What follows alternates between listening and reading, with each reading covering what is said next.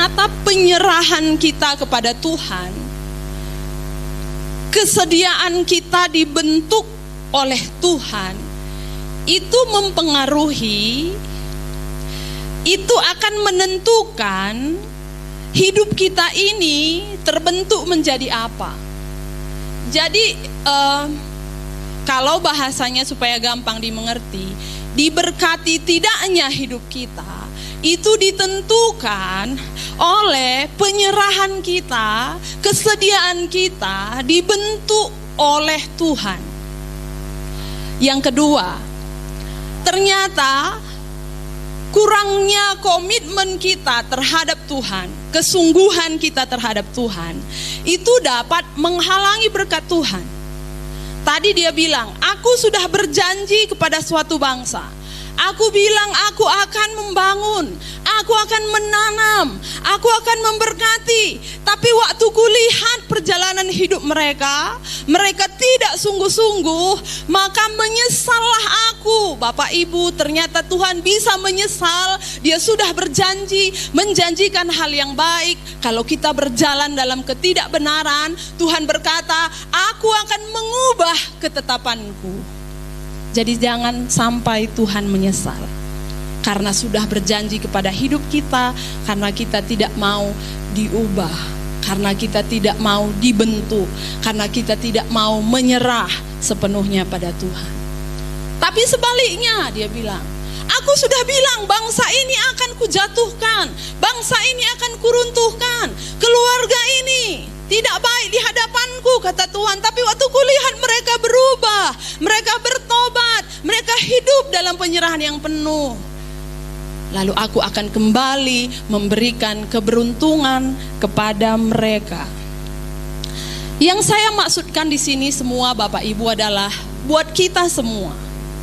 Saya pikir pembentukan itu, proses itu tidak hanya kepada orang-orang muda atau hanya orang tua.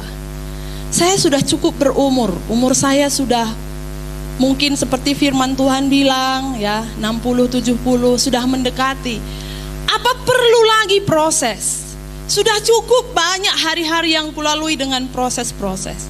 Proses itu tetap perlu sampai kita kembali sejatinya kepada Tuhan.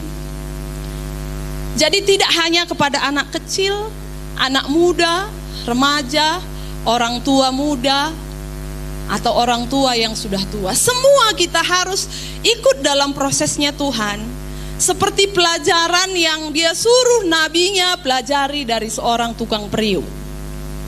Sekarang ada banyak sekolah-sekolah yang menawarkan keunggulannya adalah pendidikan karakter.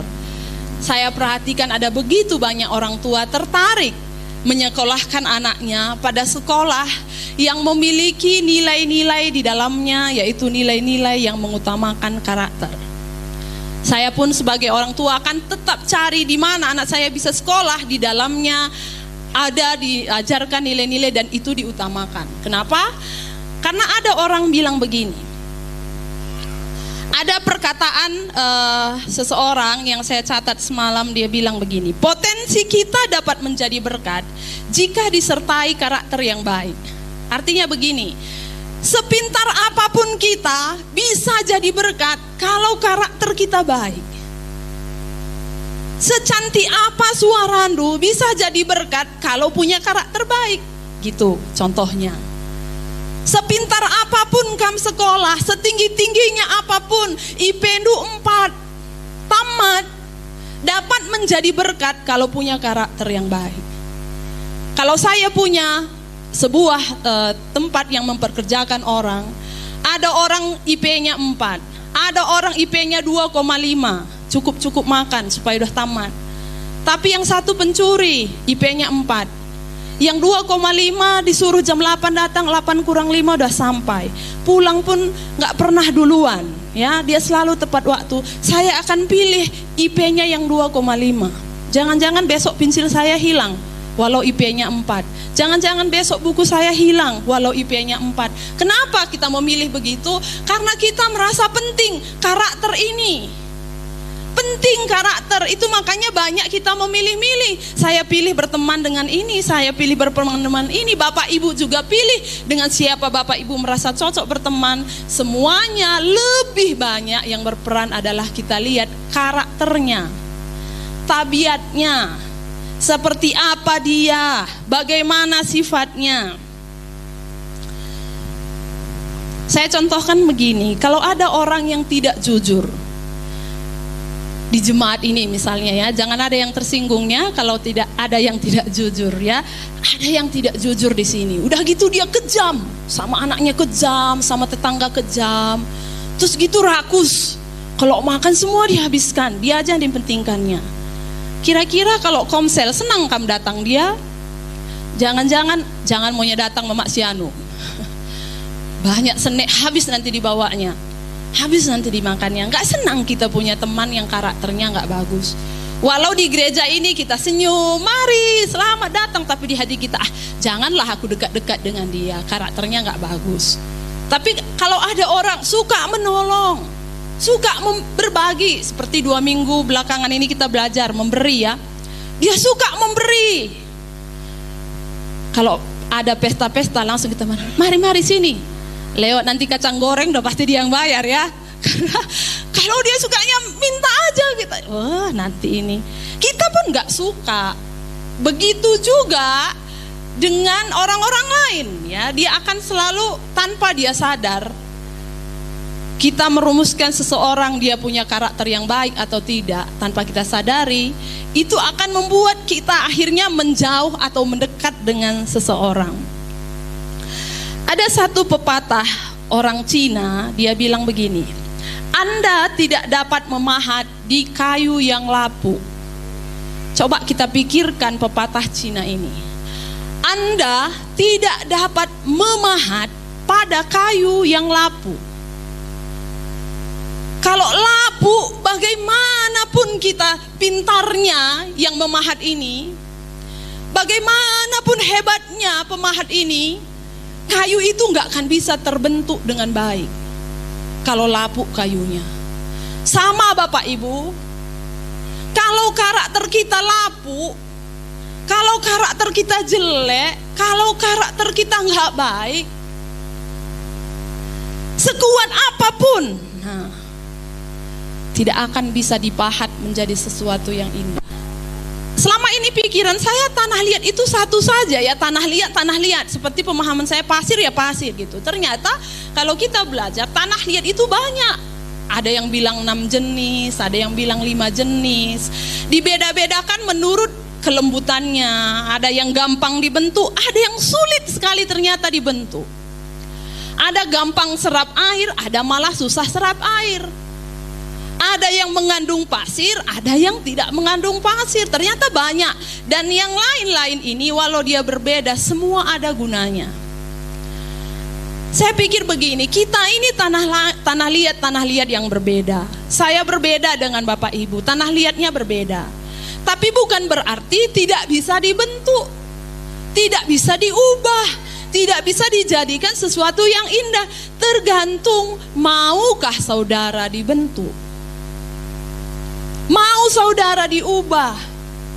Justru saya lihat ternyata tanah liat yang paling susah dibentuk akhirnya menjadi benda bejana yang paling mahal. Harganya paling mahal, walau prosesnya lama, tapi dia mau dibentuk. Jadi artinya jangan bilang saya ini sudah berumur, itu saya kembali ke sana. Saya sudah berumur, saya sudah beginilah. Berapa tahun lagi lah saya, ngapain saya repot-repot, susah-susah mau dibentuk Tuhan. Ya sudahlah, kalau saya begini ya begini. Tidak, kita harus semuanya terbuka hati kita. Tuhan, proses aku setiap hari. Karakterku ini Tuhan, tabiatku ini, proseslah aku setiap hari. Karena karakter itu sangat penting. Karakter yang dimiliki oleh Kristus, ada banyak yang bisa kita pelajari ya. Selama ini dia lemah lembut, dia rendah hati. Apalagi yang Bapak Ibu kira-kira ingat tentang karakter Kristus? Dia jujur ya, Tuhan gak pernah bohong. Dia mengampuni, Dia panjang sabar, Dia tegas. Apalagi kira-kira yang Bapak Ibu bisa sampaikan tentang karakter Kristus? Tidak pemarah, murah hati. Buktinya dia murah hati kepada bukan sesamanya pun dia mau menolong. Orang Samaria yang harusnya tidak pantas dia tolong, dia memang murah hati.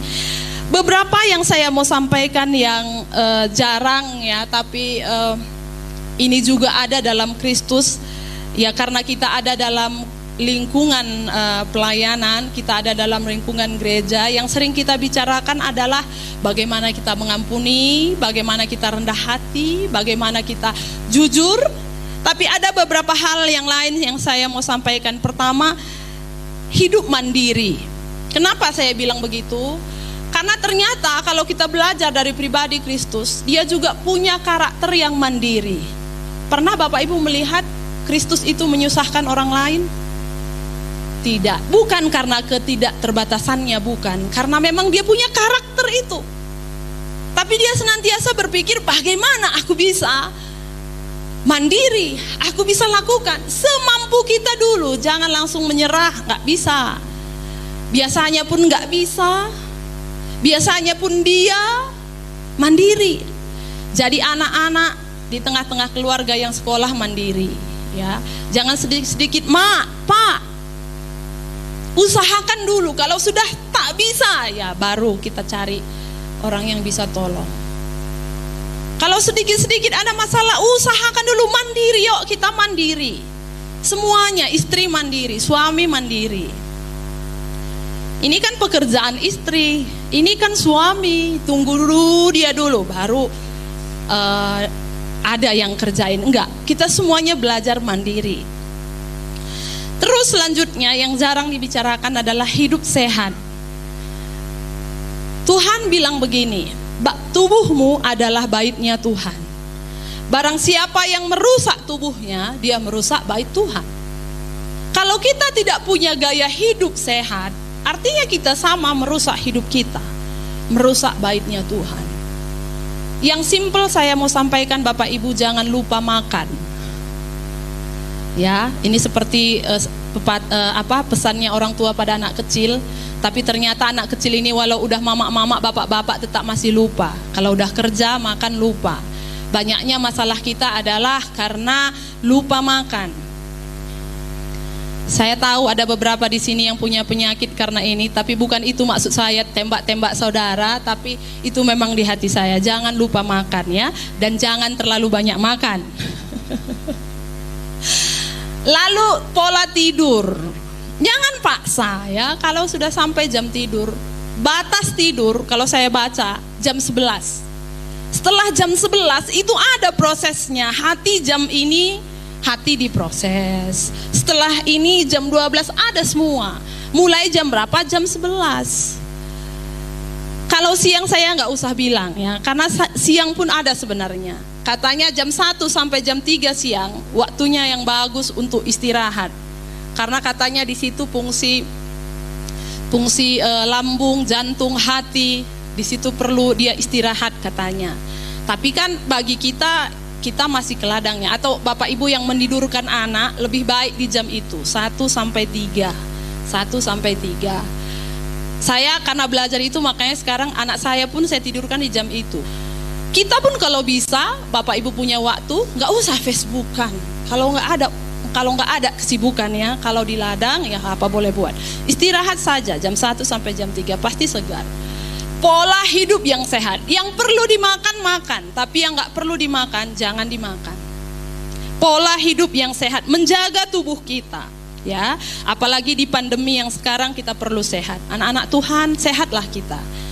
Ya, kalau memang ada penyakit yang ditimbulkan bukan karena kelalaian kita, apa boleh buat, tapi karena kelalaian kita, tanggung jawab kita kepada Tuhan. Apalagi bertanggung jawab terhadap setiap hal yang dipercayakan kepada kita semua. Apapun, anak sekolah ada PR-nya, bertanggung jawab kerjakan. Anak sekolah disuruh guru membuat sesuatu, jangan selalu telat. Besok waktunya, sekarang udah buru-buru.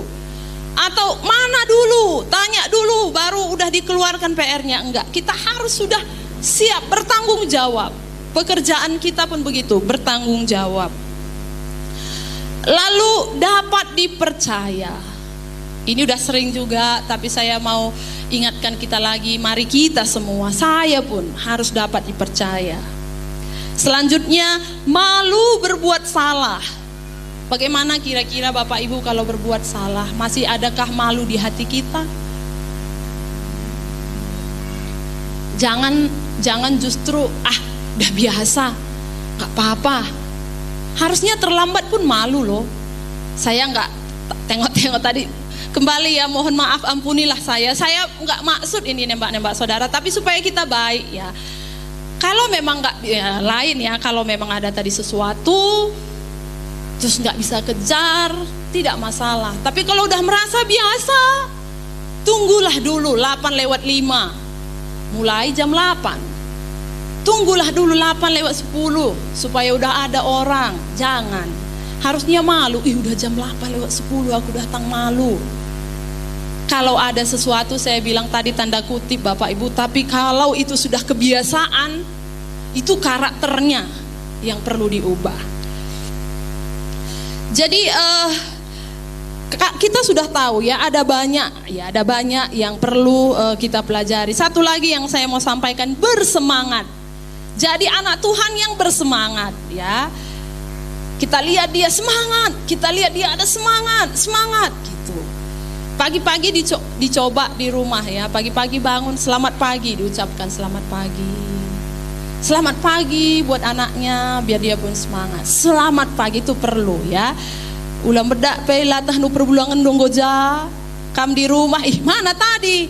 Kerja di mana pun dia kam nggak tahu. Nah, itu sesuatu, ada sesuatu di sana. Kok bisa suami istri saling nggak tahu di mana dia kerja? Entah J, entah IJ, nggak boleh ya. Kita harus semangat ya, semangat dengan keluarga, semangat dengan teman, semangat dengan saudara kita di tempat ini. Kalau begitu, kita sudah tahu ada banyak hal yang mungkin perlu diperbaiki. Saya pun sadar dalam diri saya ada banyak hal yang saya perbaiki. Lalu bagaimana caranya supaya saya sebagai tanah liat ini kan gak bisa membentuk diri saya. Saya kan gak bisa, saya poles diri saya sendiri karena saya tanah liat ini. Lalu bagaimana saya bisa menjadi bejana yang paling indah? Bagaimana supaya apa yang Tuhan sudah janjikan itu tidak dia cabut kembali karena saya yang tidak mau dibentuk. Nah, bagaimana caranya? Yang pertama, ini yang perlu kita akan belajar lagi pulang dari tempat ini. Yang pertama, bangunlah hubungan yang intim dengan Tuhan setiap waktu. Saya nggak bisa bilang berapa kali satu hari, nggak bisa. Yang saya cuma bisa bilang semampu saudara, semampu saya bangun hubungan dengan Tuhan. Karena hanya Dia yang bisa pulihkan saya. Kalau saya selama ini pelit, saya merasa rugi berbagi kepada saudara, saya merasa rugi untuk memberikan milik saya merasa rugi untuk memberikan persembahan saya. Bagaimana saya bisa berubah? Hanya Tuhan yang bisa ubah saya. Caranya saya harus datang pada Tuhan. Tuhan, tolong saya pelit, saya sulit memberi, saya merasa rugi untuk berbagi dengan orang, tolong saya. Tuhan yang bisa mengubah kita. Datanglah masing-masing kepada Tuhan, punyai hubungan yang baik dengan Tuhan. Karena dengan hubungan yang baik dengan Tuhan, karakternya yang mulia, karakternya yang baik itu akan menempel, akan tinggal di dalam hidup kita. Yang kedua, ada kemauan.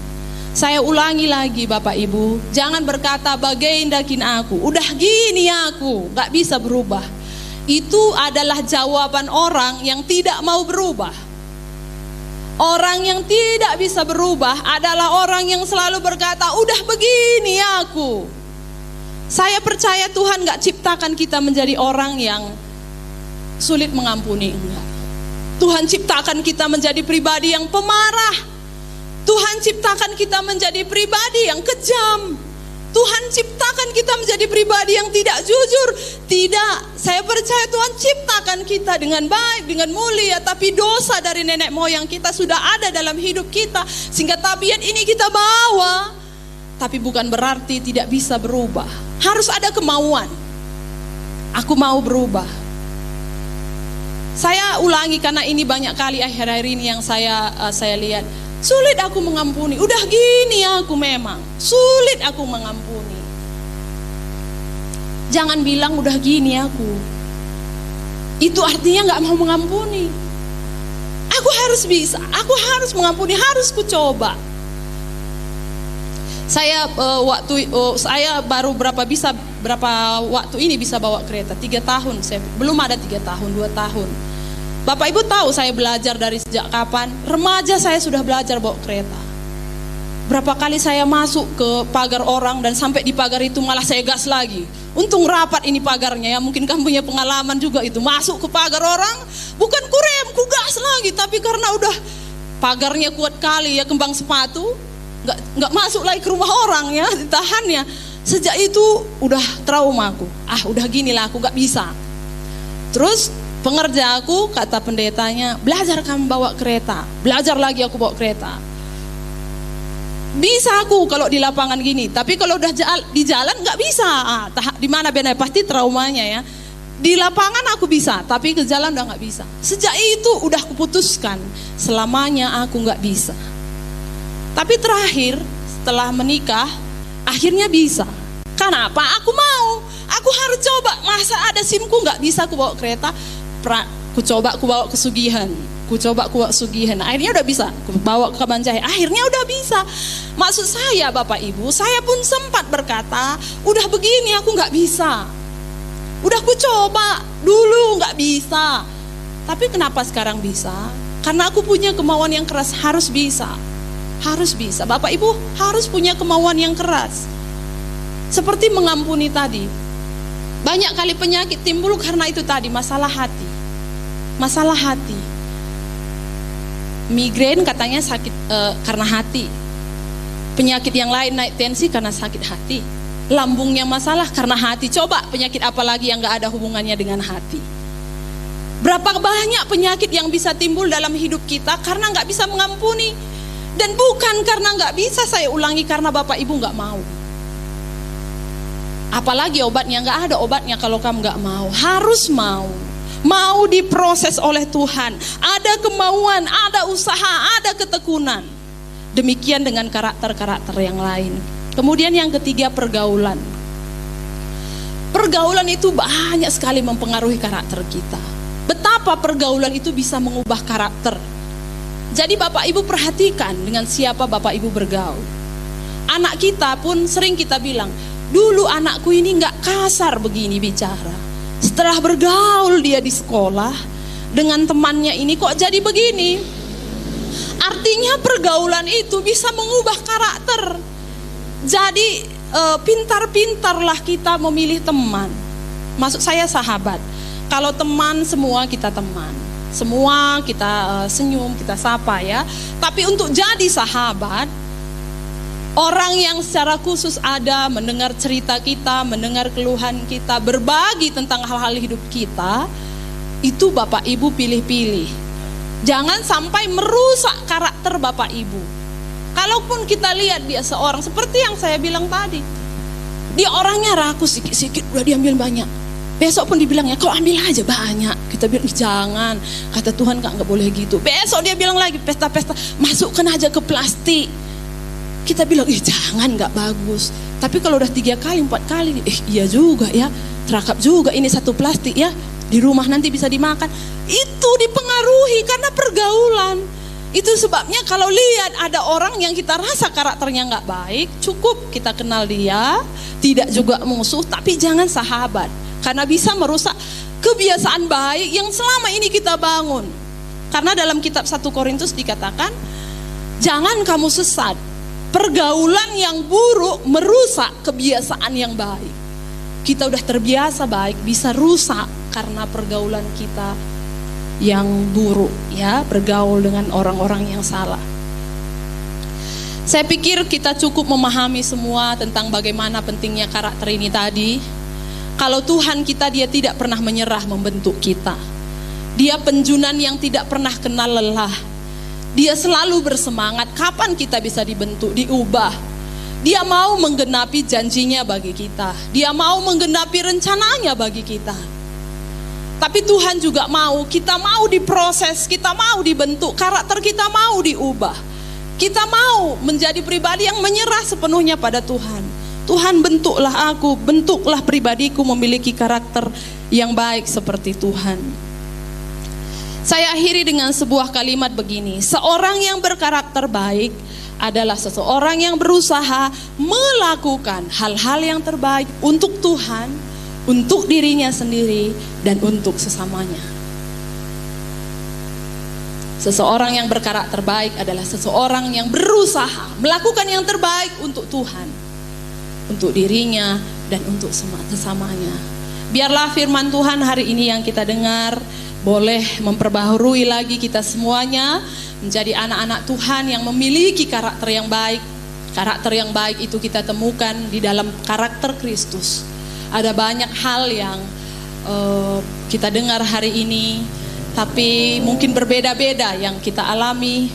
Apapun yang Tuhan ajarkan bagi kita hari ini, kiranya kita menjadi tanah liat yang berkata kepada Tuhan, bentuklah aku Tuhan seturut maumu. Bentuklah aku menjadi bejana-Mu yang indah di hadapan-Mu.